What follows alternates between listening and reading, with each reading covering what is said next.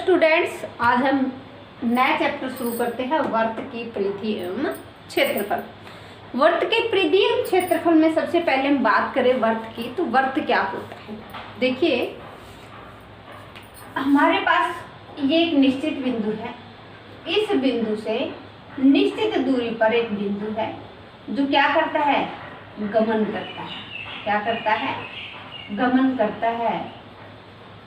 तो इस जो बिंदु का बिंदु पथ है, देखिए पहले हम इस बिंदु का कह लेते हैं बिंदु पथ, और ये हमेशा इस निश्चित बिंदु से समान दूरी पर स्थित होता है। एक बिंदु का बिंदु पथ जो सदा नियत दूरी से, यानी एक फिक्स बिंदु है, उस निश्चित बिंदु से सदैव समान दूरी पर स्थित हो, ये वर्त होता है। क्या है वर्त? एक बिंदु का बिंदु पथ जो सदैव एक निश्चित बिंदु से समान दूरी पर स्थित हो, वह क्या कहलाता है, वर्त कहलाता है। देखिए, ये जो निश्चित बिंदु होता है, ये वर्त का क्या कहलाता है, केंद्र। वर्त का क्या है, ये केंद्र है। ये जो है ये मान लीजिए एक चक्कर जब इसका हम लगाएंगे तो ये बन जाएगा एक वर्त की परिधि। क्या होगी, वर्त की परिधि। मान लीजिए कि ये एक पहिया है और इस पहिए का जब एक राउंड पूरा होगा तो वह वर्त की परिधि कहलाएगा। क्या कहलाएगा, वर्त की परिधि। अब इस वर्त की परिधि को कैसे निकाल, देखिए ये एक वर्त है। इस वर्त पर एक निश्चित बिंदु मान लीजिए यहाँ ए ले लीजिए। क्या ले लिया, ए।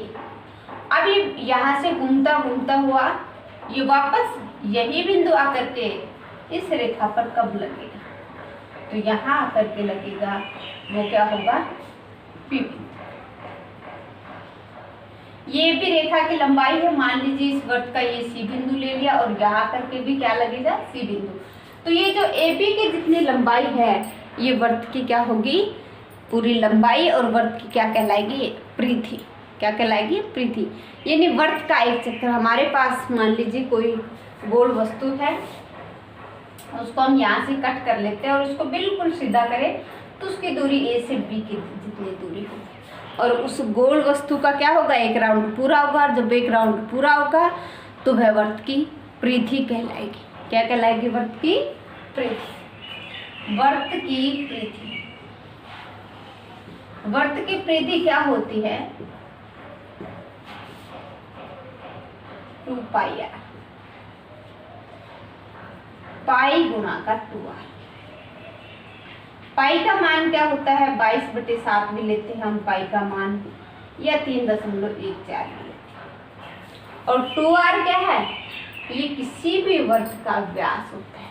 2r क्या है, वर्त का व्यास। देखिए, मान लीजिए ये वर्त है, इस वर्त की यहाँ से लेकर के ये जो निश्चित दूरी है, निश्चित बिंदु से जो गमन बिंदु है उसके बीच की दूरी क्या कहलाएगी, r, यानी त्रिज्या। क्या कहेंगे इसको, त्रिज्या। और ये टोटल जो दूरी है, ये क्या कहलाता है, वर्त का व्यास। वर्त का व्यास। तो वर्त की परिधि क्या होगी, 2 पाई r। और वर्त का क्षेत्रफल, वृत्त का क्षेत्रफल ये होगा पाई r स्क्वायर। क्या होगा, पाई r स्क्वायर। परिधि में 2r क्योंकि डायमेंशन होगा पूरा, गुणा का पाई होगा, और क्षेत्रफल में पाई गुणा का r स्क्वायर होगा। यानी जो त्रिज्या हमारी है उसकी पावर 2 होगी वर्त के क्षेत्रफल में। ये थी वर्त की परिधि और क्षेत्रफल के बारे में। अब बात करेंगे हम सकेंद्रीय वर्तों की। सकेंद्रीय वर्त क्या होते हैं, जब ये एक निश्चित बिंदु है, इस निश्चित बिंदु से ये बिंदु एक तो गमन कर रहा है समान दूरी पर, तो एक वर्त, और दूसरा बिंदु भी इसी बिंदु से समान दूरी पर ये गमन करता है तो दूसरा वर्त, तीसरा बिंदु भी गमन करता है तो तीसरा वर्त। इन सभी बिंदुओं का जो सभी वर्तों का जो केंद्र है वो एक है, इसलिए ये क्या कहलाएंगे, सकेंद्रीय वर्त। क्या कहलाएंगे, सकेंद्रीय वर्त। यहाँ हम क्या करते हैं, सबकी त्रिज्या अलग अलग है। मान लीजिए इसकी त्रिज्या r1 है, इसकी त्रिज्या r2 है, इसकी त्रिज्या r थी। तो ये कैसे वर्त हैं? सकेंद्रीय, यानी जिनका केंद्र एक ही हो उन्हें कहते हैं सकेंद्रीय वर्त। क्या कहेंगे उनको? सकेंद्रीय वर्त।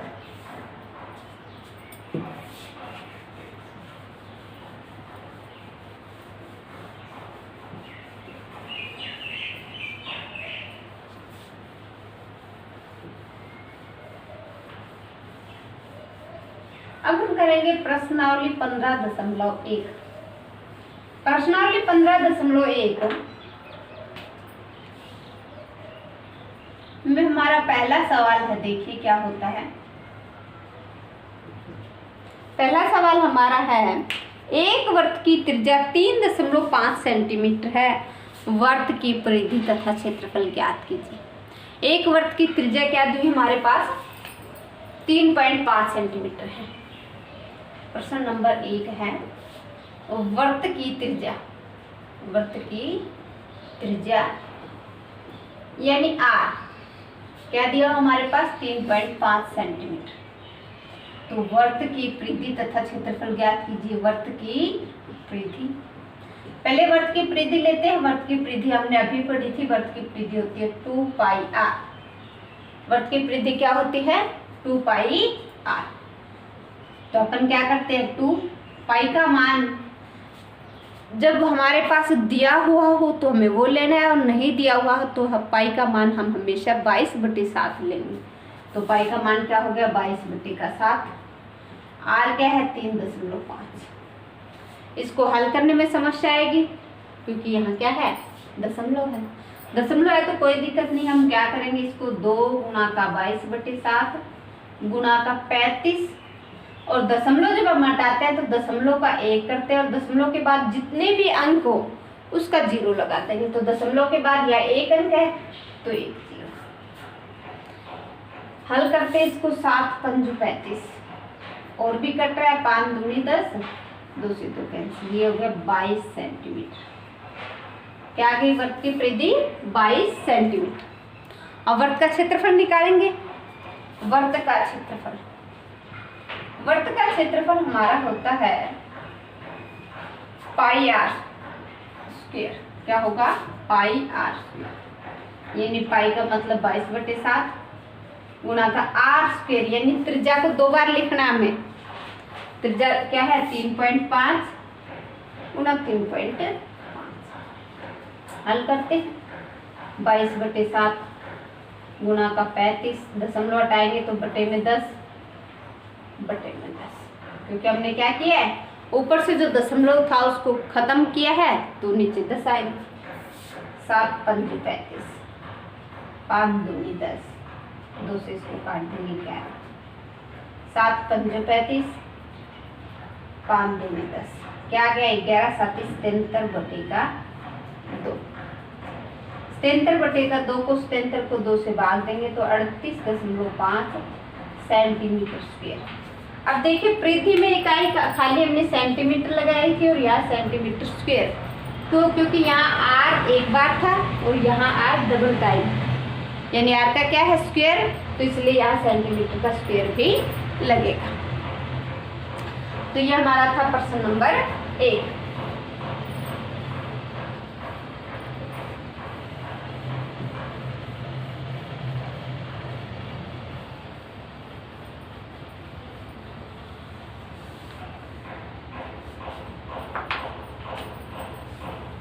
प्रश्न नंबर 2 हमारा है,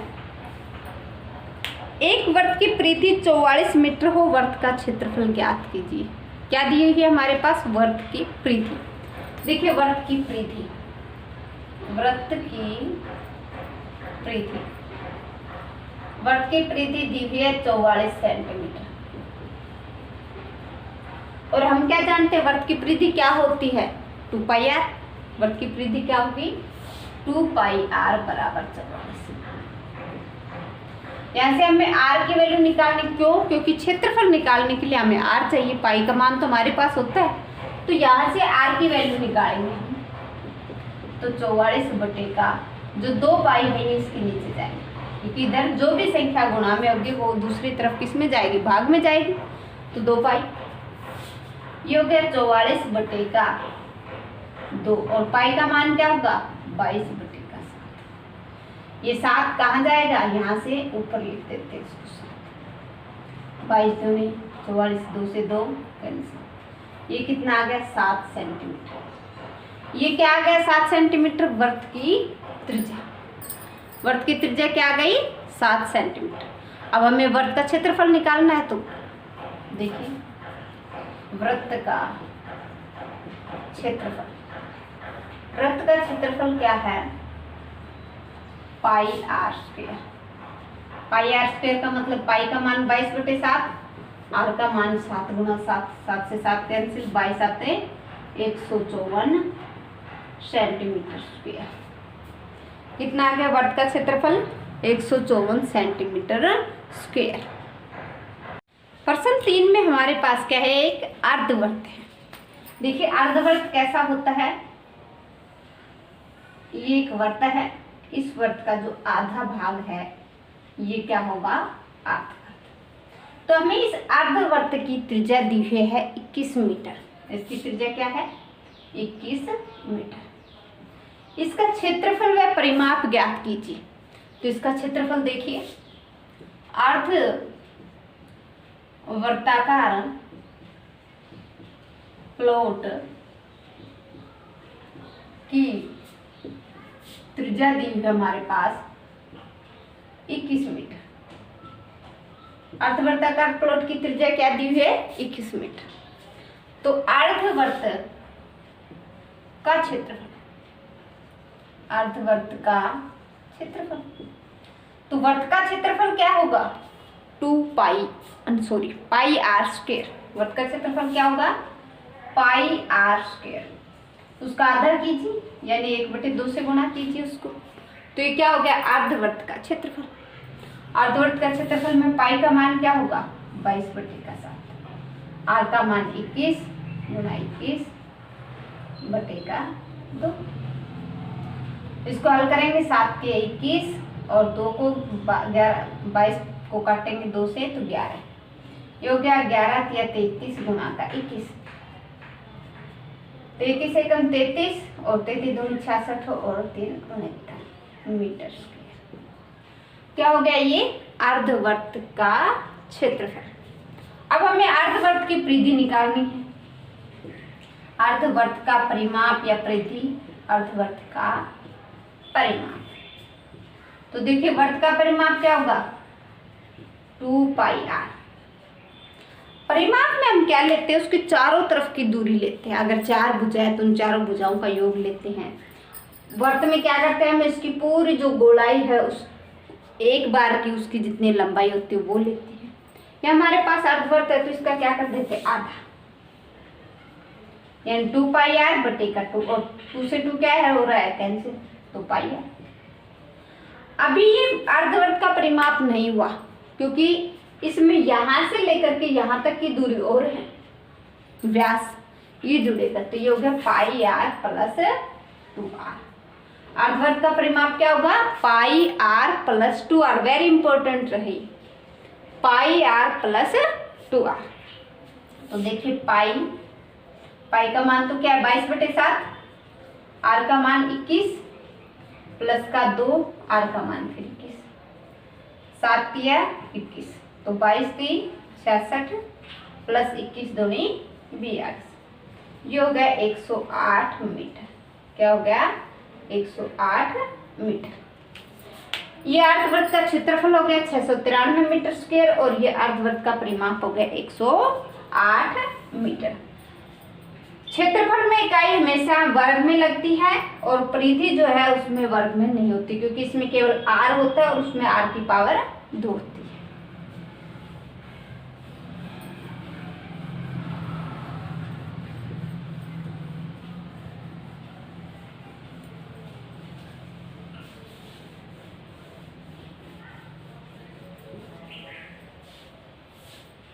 चार का प्रश्न देखिए क्या हमारा प्रश्न नंबर 4 हमारे पास है। एक 100 चक्कर में एक स्कूटर का पहिया 88 मीटर की दूरी तय करता है। इस पहिए की त्रिज्या ज्ञात कीजिए। 100 चक्कर में 100 चक्कर में स्कूटर का पहिया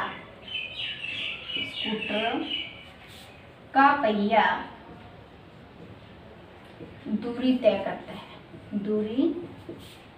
करता है कितनी? 88 मीटर। कितनी दूरी तय करता है? 88 मीटर। 100 चक्कर में स्कूटर का पहिया कितनी दूरी तय करता है? 88 मीटर। यानी 100 चक्कर में स्कूटर का पहिया दूरी तय करता है 88 मीटर। तो एक चक्कर की निकाल लेते हैं। एक चक्कर में स्कूटर का पहिया दूरी तय करेगा 88/100। और मीटर को किस में बदल लेते हैं? सेंटीमीटर में। मीटर का किस में बदल लेते हैं? सेंटीमीटर। 88/100 तो एक चक्कर का हो गया, गुणा का 100। 100 से 100 कैंसिल। यानी एक चक्कर में पहिए ने कितनी दूरी तय की? 88 सेंटीमीटर दूरी तय की। 88 सेंटीमीटर दूरी तय की। तो देखिए एक चक्कर क्या होता है पहिए का? पहिए का एक चक्कर जो है वो वर्त की परिधि होती है। पहिए की परिधि होती है तो वर्त की परिधि क्या हो गई? 88 सेंटीमीटर। और वर्त की परिधि क्या होती है? 2πr बराबर 88। r बराबर 88/2π।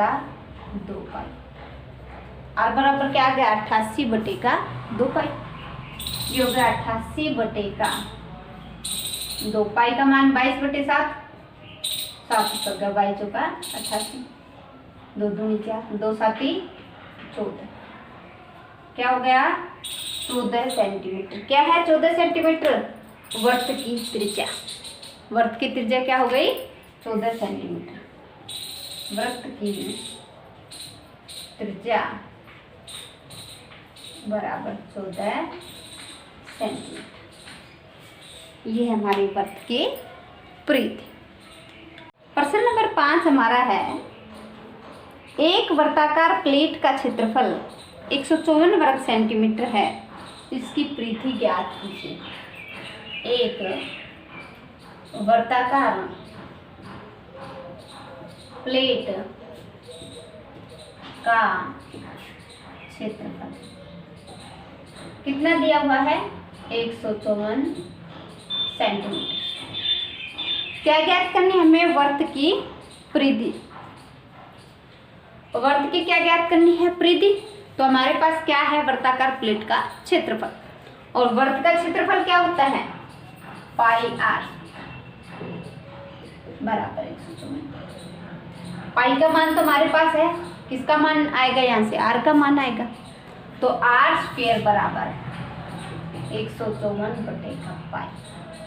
और पाई का मान क्या होता है? 22/7। 7 नीचे की बजाय ऊपर लिख देते हैं, क्योंकि ये चौथी संख्या होगी। 22/का जो 7 होगा वो देखिए कैसे 154/1/22/7। तो पहली संख्या चौथी संख्या से गुणा हो। 22 आती 154 होता है। तो r² बराबर 7 गुणा का 7। तो r की वैल्यू क्या आएगी? r बराबर 7 सेंटीमीटर। यानी त्रिज्या क्या आ गई? प्लेट की त्रिज्या हो गई 7 सेंटीमीटर। प्लेट की त्रिज्या कितनी हो गई? 7 सेंटीमीटर। अब हमें क्या निकालना है? प्लेट की परिधि। तो देखिए प्लेट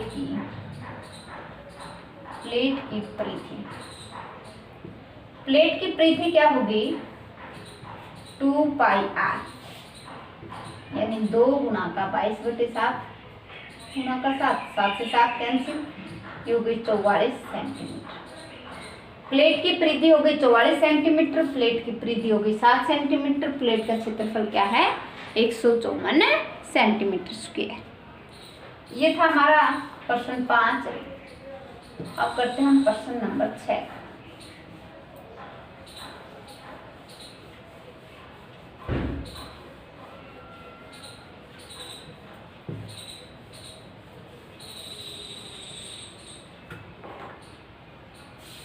प्रश्न नंबर 6। प्रश्न नंबर 6 क्या है, देखिए, एक वर्ग की परिधि एक वर्ग के परिमाप के बराबर है।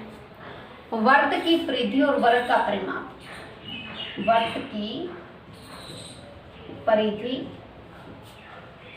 इज इक्वल टू वर्ग का परिमाप। एक वर्ग की परिधि एक वर्ग के परिमाप के बराबर क्या है? एक वर्ग की परिधि एक वर्ग के परिमाप के बराबर है। यदि वर्ग का क्षेत्रफल 484 वर्ग मीटर हो तो वर्ग का क्षेत्रफल ज्ञात कीजिए। वर्ग का क्षेत्रफल 484 वर्ग मीटर, वर्ग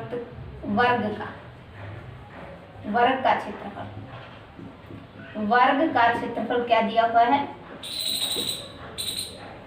वर्ग का क्षेत्रफल 484 मीटर स्क्वायर। क्या है वर्ग का क्षेत्रफल? 484 मीटर स्क्वायर। और हमें क्या ज्ञात करना है? वर्ग का क्षेत्रफल। क्या ज्ञात करना है? वर्ग का क्षेत्रफल। हमें वर्ग का क्षेत्रफल ज्ञात करना है।